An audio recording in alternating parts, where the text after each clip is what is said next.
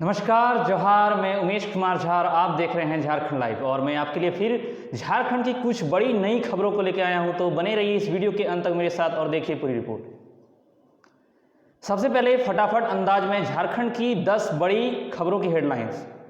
BJP राष्ट्रपति द्रौपदी मुर्मू के जरिए मोदी सरकार के विकास और कल्याणकारी कार्यों को जानकारी आम जनता तक पहुंचाई जा रही है।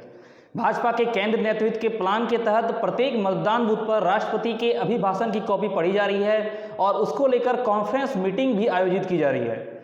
यह भाषण संसद के बजट सत्र के प्रारंभ में 31 जनवरी को राष्ट्रपति द्रौपदी मुर्मू के अभिभाषण है, जिसमें द्रौपदी मुर्मू ने नरेंद्र मोदी सरकार की उपलब्धियों को गिनाने के साथ ही भविष्य की योजनाओं को रेखांकित किया था। झारनियोजन.झारखंड.गवर्नमेंट.इन झार नियोजन पोर्टल के नाम से राज्य सरकार ने ऐसे प्लेटफॉर्म की शुरुआत की है जहां नौकरी देने वालों को, कर्मचारी और नौकरी की तलाश करने वाले बेरोजगारों को रोजगार मिल जाएगा। इसके लिए जॉब देने की इच्छा रखने वाले यानी नियोक्ता और जॉब पाने की इच्छा रखने वाले बेरोजगार दोनों को रजिस्ट्रेशन कराना पड़ेगा और इस पोर्टल को श्रम नियोजन प्रशिक्षण एवं कौशल विभाग द्वारा तैयार किया गया है। इस पोर्टल पर नियोक्ता अपने व्यवसाय एवं उससे संबंधित कर्मचारियों की जानकारी भी साझा कर सकते हैं और अभ्यर्थी रोजगार के लिए रजिस्ट्रेशन कर आवेदन भी कर सकते हैं। बजरंग दल और विश्व हिंदू परिषद पूरे देश में सभी जातियों के लिए एक मंदिर, एक शमशान की अवधारणा को लेकर अभियान चला रही है। इस अभियान के तहत कार्यकर्ता अलग अलग जाति वर्ग के लिए अलग अलग शमशान नहीं हो, सबका एक ही शमशान पर अंतिम संस्कार हो। साथ ही इन दिनों कार्यकर्ता मंदिर के साथ साथ शमशान घाटों की विशेष सफाई अभियान में जुटे हैं। मंदिरों में जहां स्वच्छता बनाए रखने पर ध्यान दिया जा रहा है, वहीं शमशान घाटों की साफ सफाई के अलावा वहां बैठने, पेयजल और बुनियादी सुविधाओं पर जोर दिया जा रहा है। स्वास्थ्य मंत्री बन्ना गुप्ता ने शुक्रवार को विधानसभा में बताया कि राज्य की 75 एम्बुलेंस शीघ्र संचालित होंगी। साथ ही दुर्गम इलाकों में 175 बाइक एम्बुलेंस की भी सेवाएं शुरू होंगी, जिसकी क्रय की प्रक्रिया पूरी की जा रही है। उन्होंने कहा कि स्वास्थ्य विभाग द्वारा 206 एम्बुलेंस के क्रय हेतु जारी कार्यादेश के आधार पर सनातन बस बॉडी बिल्डर्स प्राइवेट लिमिटेड द्वारा 115 एम्बुलेंस की आपूर्ति की गई है। इनकी जांच के बाद 75 एम्बुलेंस राज्य वेयर हाउस को हस्तांतरित कर दिया गया है, जिसे शीघ्र शुरू किए जाने की योजना है। झारखंड में अब बाल विवाह पर पंचायत सचिव और महिला पर्यवेक्षक पर रोक लगा सकेंगे। यह अधिकार पहले सिर्फ बीडीओ को था। राज्य सरकार ने बाल विवाह निषेध अधिनियम 2006 को सख्ती से लागू करने तथा बाल विवाह रोकने से इस कानून को प्रभावी बनाने का यह निर्णय लिया है। पहले बाल विवाह पर रोक लगाने के लिए प्रत्येक प्रखंड में प्रत्येक विकास पदाधिकारियों को बाल विवाह निषेध पदाधिकारी नियुक्त किया गया था। अब इसकी जिम्मेदारी यहाँ राज्य स्तर पर महिला एवं बाल विकास विभाग के सचिव को भी दी गई है। अपने अपने क्षेत्राधिकार के अंतर्गत इसकी जिम्मेदारी पंचायत सचिवों और महिला पर्यवेक्षकों को देते हुए बाल विवाह निषेध पदाधिकारी को नियुक्त किया गया है। विधानसभा में बजट सत्र के दौरान शुक्रवार को स्कूली शिक्षा एवं साक्षरता विभाग के वित्तीय वर्ष 2023-24 के लिए 7.24 करोड़ रुपए का 7.24 करोड़ रुपए का अनुदान मांगी चर्चा पारित किया गया है। भाजपा के विधायक अनंत कुमार ओझा के कटौती प्रस्ताव पर सत्ता पक्ष व विपक्ष के विधायकों की चर्चा के बाद संसदीय कार्य मंत्री आलमगीर आलम ने सरकार का जवाब प्रस्तुत करते हुए कहा कि पिछली सरकार ने 2016-17 में बंद किए 4096 स्कूल खोलने के राज्य ने सरकार प्रस्तावित किया है और इसको लेकर जल्द उपायुक्तों से रिपोर्ट मांगी गई है। झारखंड में 57 रेलवे स्टेशन आधुनिक होंगे, वहीं एयरपोर्ट जैसी आधुनिक सुविधाएं भी होंगी। अमृत भारत योजना के तहत सरकार ने स्टेशन में सुविधाओं को बढ़ोतरी का फैसला लिया है। इसके लिए अलग से बजट तैयार किया गया है और इसे मंजूरी भी दे दी गई है। इस योजना के तहत सरकार का 176.53 करोड़ रुपए खर्च करने का प्रस्ताव है। रेल मंत्री अश्विनी वैष्णव ने बताया कि झारखंड में रेलवे परिचालन को बेहतर करने और बुनियादी ढांचे के उद्देश्य से केंद्र बजट में अमृत रेल योजना के तहत 5,271 करोड़ रुपए आवंटित किए गए हैं।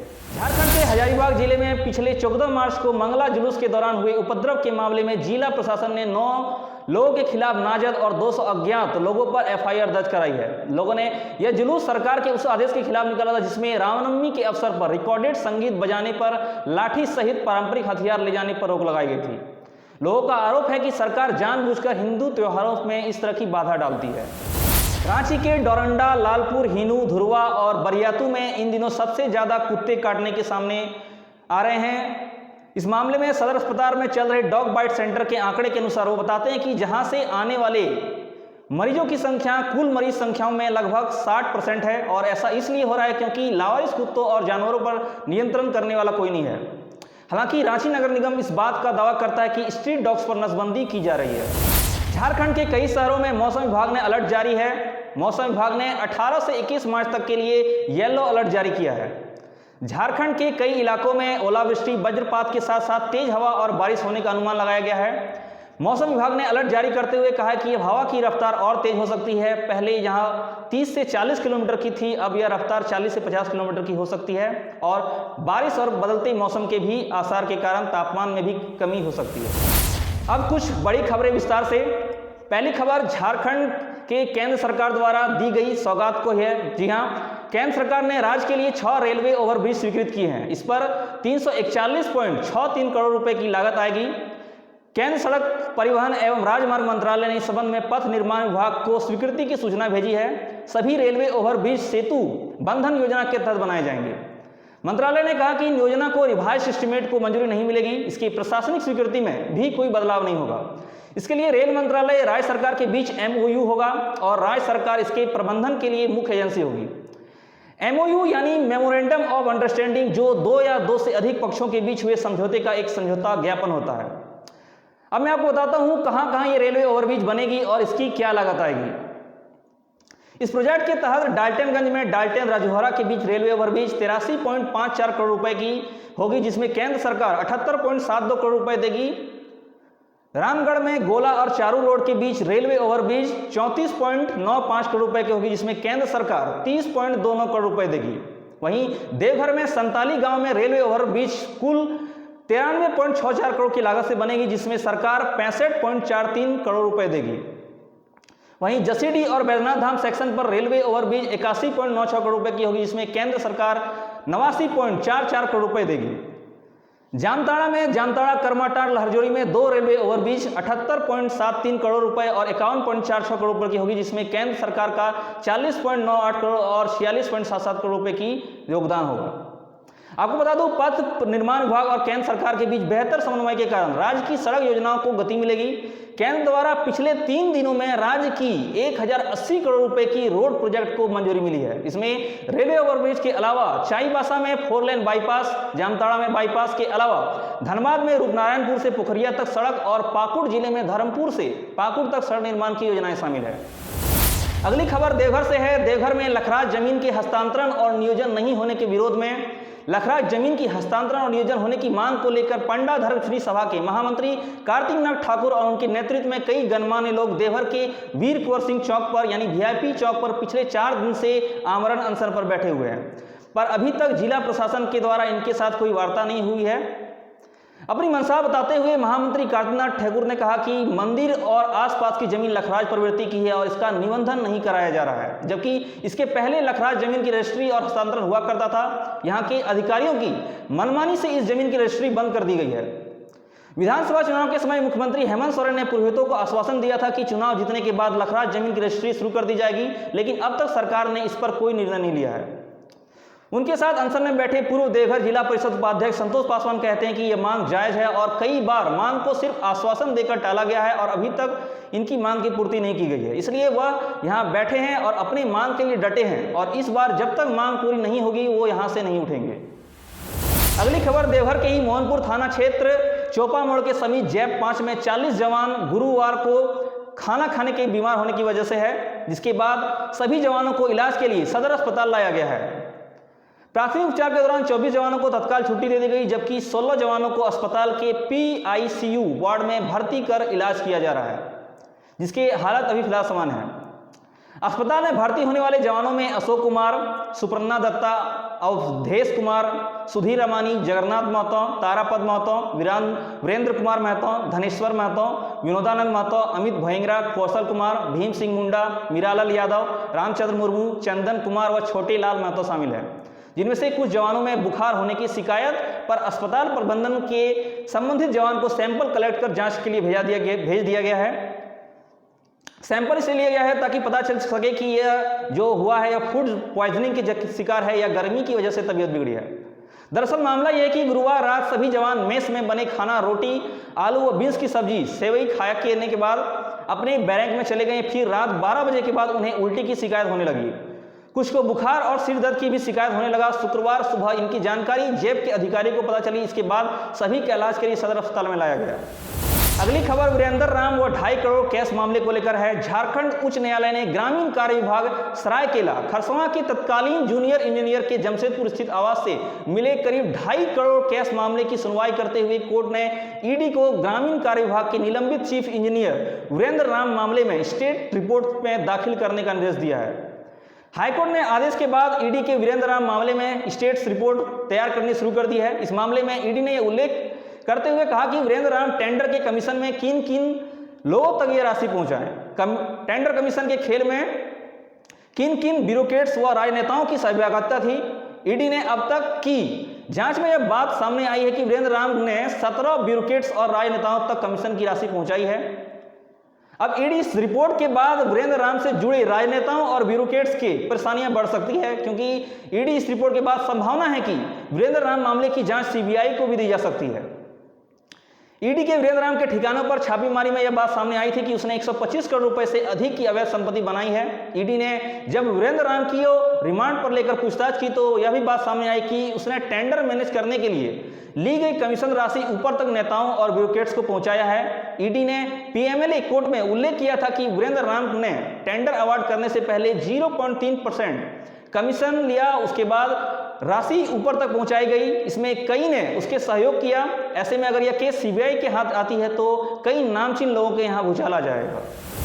अगली खबर मरीजों, डॉक्टरों और स्वास्थ्यकर्मियों को लेकर नए कानून की है। जी हां, झारखंड में अब डॉक्टरों या स्वास्थ्यकर्मियों पर हमला करने या चिकित्सा संस्थानों की संपत्तियों का नुकसान पहुंचाने पर 2 साल तक सजा और 50,000 रुपए तक का जुर्माना होगा। आपको बता दूं, कैबिनेट ने बुधवार को झारखंड चिकित्सा सेवा से संबंधित व्यक्तियों चिकित्सा सेवा संस्थान यानी हिंसा एवं संपत्ति नुकसान निवारण विधेयक 2023 को मंजूरी दे दी है, जिसे विधानसभा के इसी बजट सत्र में पारित किया जाएगा।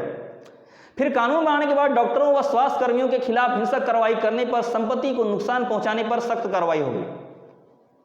निजी चिकित्सा संस्थानों की संपत्ति के नुकसान की भरपाई के लिए क्षतिपूर्ति के रूप में लागत राशि कोर्ट के फैसले से तय होगा। वहीं सरकार चिकित्सा संस्थानों से संपत्ति के नुकसान का आकलन करने के लिए डीसी, इंजीनियर, सरकारी डॉक्टर और चिकित्सा उपकरणों के विशेषज्ञों की कमेटी बनाएगी और वह कमेटी 15 दिन के भीतर रिपोर्ट देगी और उसी के आधार पर नुकसान का आकलन होगा। आपको बता दूं, यह कानून बिहार, ओडिशा, कर्नाटक, केरल, गोवा, महाराष्ट्र, तमिलनाडु और केरल में पहले से ही लागू है।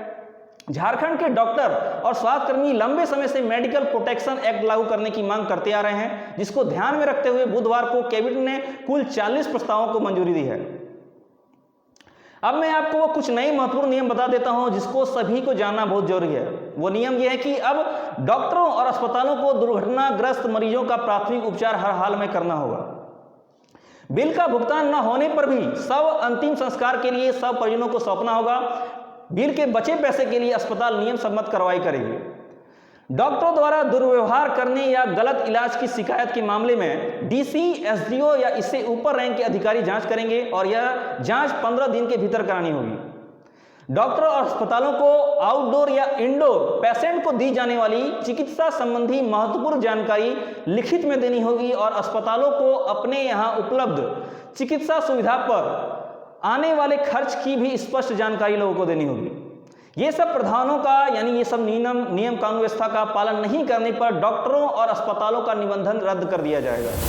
अब खबर इनामी नक्सलियों को लेकर है। झारखंड में 75 नक्सलियों के इनाम को लेकर नए सिरे से नाम दिया गया है। यह वह खूंखार नक्सली हैं जिनकी तलाश सुरक्षा बलों को लंबे समय से है। अब राज्य सरकार किसी भी तरह से इन नक्सलियों को सलाखों के पीछे बंद करना चाहती है। इसी वजह से इन नक्सलियों पर नए सिरे से इनाम की राशि तय की गई है। आपको बता दूं, झारखंड में नक्सलियों के खिलाफ अभियान तेज है। कई इलाकों में नक्सलियों को खदेड़कर उन्हें सीमित क्षेत्र में रखा गया है। राज्य सरकार ने अब नक्सलियों को पकड़ने की रणनीति और तेज कर दी है। झारखंड में प्रतिबंधित उग्रवादी संगठन भाकपा माओवादी, पीएलएफआई, टीपीसी, जेजेएमपी के शीर्ष 75 फरार उग्रवादियों के खिलाफ सरकार ने नए सिरे से इनाम का ऐलान किया है। अब मैं आपको इन नक्सलियों के नाम और उसके ऊपर रखी इनाम राशि भी बताऊंगा। आपको इन नामों को 2 वजह से ध्यान से सुनिएगा। पहला, इन नक्सलियों से आपको सावधान रहना है और दूसरा, आपको कहीं ये नक्सली दिख जाए तो पुलिस को खबर कर इन नक्सलियों को पकड़वाकर आप भी 1 लाख से लेकर 1 करोड़ तक का इनाम पा सकते हैं। राज्य सरकार ने जेजेएमपी के फिरोज अंसारी, ललिंद्र महतो, टीपीसी के वरिंद्र गंझू, संतोष गंझू, सहेंद्र यादव, पीएलएफआई के सुखराम गुड़िया, सामुएल बुड़, माओवादी कैडर मेरीना सिका, पांचाऊ राव, मीता उर्फ नयनतारा और लक्ष्मण राय पर 1 लाख का इनाम घोषित किया है। वहीं माओवादी एरिया कमांडर लाजिम अंसारी, पंकज कोरवा, कुंवर मांझी, बीरेन्द्र सिंह, पीएलएफआई के बलराम लोहरा, सागेन अंगरिया और टीपीसी के करीम पर 2 लाख का इनाम घोषित किया है। अब 5 लाख के इनामी नक्सलियों के नाम सरकार ने टीपीसी के शशिकांत उर्फ जरीफ, माओवादी जोनल कमेटी सदस्य रामदयाल महतो, मृत्युंजय, मुनेश्वर गंझू, अरविंद भुइया, जेजेएमपी के पप्पू लोहरा, माओवादी मनोहर गंझू, नीरज सिंह खेरवार, साहिब राम मांझी, विवेक यादव, सीताराम रजवार उर्फ रमन, चंदन सिंह खेरवार, गोदरा यादव, अभिजीत यादव, भाकपा माओवादी के सब जोनल कमांडर रणथू राव, अघनू गंझू, गुलशन सिंह मुंडा, प्रदीप सिंह खेरवार, सहदेव महतो, संतोष भुइया, सहदेव यादव, नंदकुरिया उर्फ नंदकिशोर यादव, दशरथ उरांव, बिरबल उरांव, रविंद्र उरांव, शीतल मोची, चंद्रभान पाहन, लवलेश गंझू, अजय यादव, जयंती उर्फ रेखा, खुदी मुंडा, प्रभात गंझू और गोविंद बिजरिया पर 5 लाख का इनाम घोषित किया है। 10 लाख इनामी नक्सलियों में तिलकेश्वर गोप हैं, जिसकी गिरफ्तारी हो चुकी है और वर्तमान में वह जेल में बंद है। अब मैं आपको 15 लाख के इनामी नक्सलियों के नाम बताता हूं। सरकार ने माओवादी कुंबा उर्फ मोचू, संजय महतो उर्फ वासुदेव, सर्वजीत यादव उर्फ नवीन, छोटू खेरवार, पीएलएफआई के मार्टिन क्रिकेट्टा, टीपीसी के आक्रमण गंझू, भाकपा माओवादी कृष्णा हंसदा, राम प्रसाद मार्डी, नितेश यादव, रविंद्र गंझू, अमित मुंडा, बेला सरकार और गणेश भारती पर 15 लाख का इनाम घोषित किया है। 15 लाख के इनामी 25 लाख के इनामी नक्सलियों में सरकार ने पीएलएफआई सुप्रीमो समेत 6 सेक कमांडरों पर इनाम घोषित किया है। इनमें पीएलएफआई सुप्रीमो दिनेश गोप, माओवादियों के सेक कमांडर करमचंद हंसदा उर्फ चमन, लालचंद्र हेम्ब्रम उर्फ अनमोल, रघुनाथ हेम्ब्रम उर्फ निर्भय, अजीत उर्फ चार्लिंस उरांव और अजय महतो उर्फ टाइगर हैं, जिस पर 25 लाख का इनाम है। वहीं 1 करोड़ इनामी नक्सलियों में राज्य सरकार ने नए सिरे से भाकपा के 3 माओवादी नेता यानी पोलित ब्यूरो सदस्य मिसिर बेसरा उर्फ भास्कर, सेंट्रल कमेटी मेंबर असीम मंडल उर्फ तिमिर और पतिराम मांझी उर्फ अनिल पर 1 करोड़ का इनाम रखा है। अभी के लिए इतना ही। हम आगे आपसे फिर मिलेंगे नई खबरों के साथ। हमारे साथ अंत तक बने रहने के धन्यवाद और झारखंड की यूं ही नई खबरों से अवगत रहने के लिए देखते रहिए झारखंड लाइव।